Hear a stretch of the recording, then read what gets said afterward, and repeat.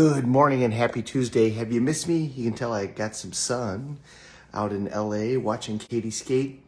So went out and saw my daughter. We saw what I think is the greatest band going right now, the Pretty Reckless. And if you haven't checked them out and you love real rock and roll, go check them out. I was happy to see that I was not the only guy in his 50s that was at that particular event, which shows that, guys my age were looking for that heavy guitar, old-fashioned rock and roll. So, being a dad from 12,000 or 2,000 miles away for over 12 years has taught me a couple of things about a relationship like that. One of the things that it did and has done for my daughter and I is we focus on our relationship. What I mean by that is when we know we're only going to get a certain amount of time together, and so when we have that time together, we go about it intentionally. We have things scheduled, even our downtime is scheduled, and then we kind of do things on purpose, and we make a record of it. I've kept a journal for her since she was 3 or 4, and when she moved away was when that really started to kick in and become something that I did on a regular basis. And she's now got 3 volumes of that journal, and I'm working on volume 4. And it not only has, here's what's going on in our life, and here's things that we're dealing with, and here's how I'm feeling, but it's got little pieces of memorabilia. The life that's worth living is worth recording.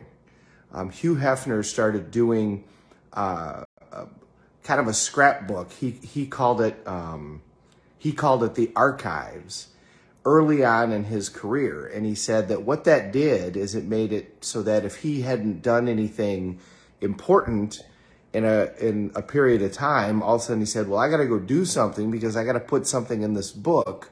And it forced him to plan parties and to schedule events and to do things, to live a life intentional as opposed to a life where you just hope that events happen. At the end of the day, we're not going to remember our day-to-day activities. We're not going to remember, the typical stuff that happened throughout the day. We're going to remember events.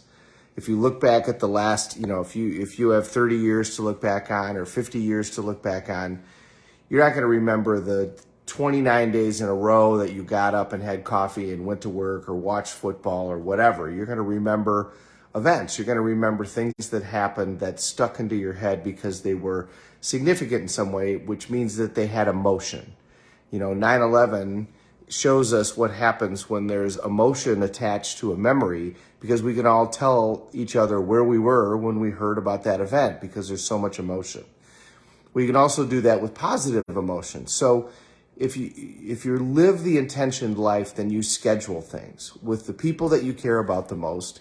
You schedule events, and those can be things where you spend money, but you don't have to spend money. That was another thing that Katie and I learned during, our period when she was out there when I was completely flat broke.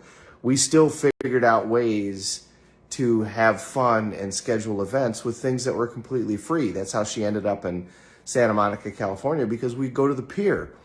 And as we hung around Santa Monica, she was like, wow, this place is really great. And I thought, yeah, no kidding. This place is awesome.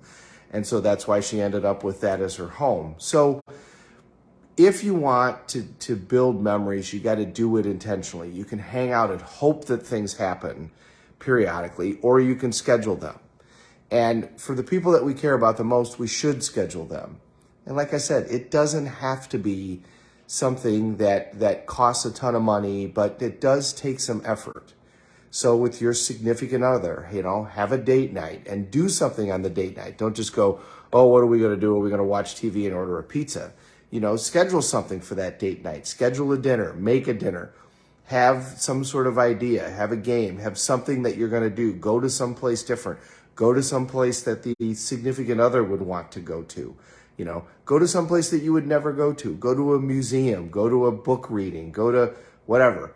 Something outside of what you would do, because it's going to build a memory and it might expand you. With your kids, do the same thing.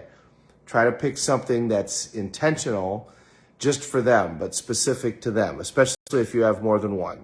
Tonight's going to be about you and I. We're going to go do something specific to just you and I.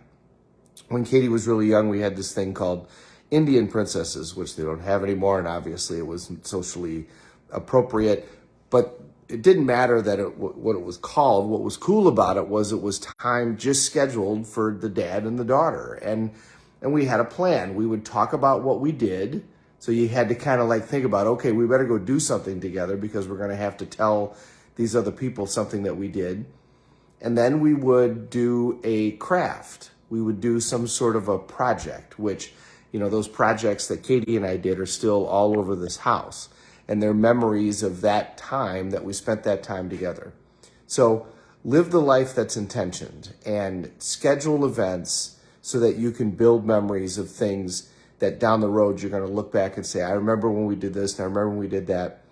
Even though Katie and I have not been under the same roof for a long period of time, we have a very, very close relationship, and we have tons of memories of things that we've done over the last many years, over a decade, because we scheduled them. And we said, we're going to go do these particular things and spend this time together so that we remember that as we get down the road.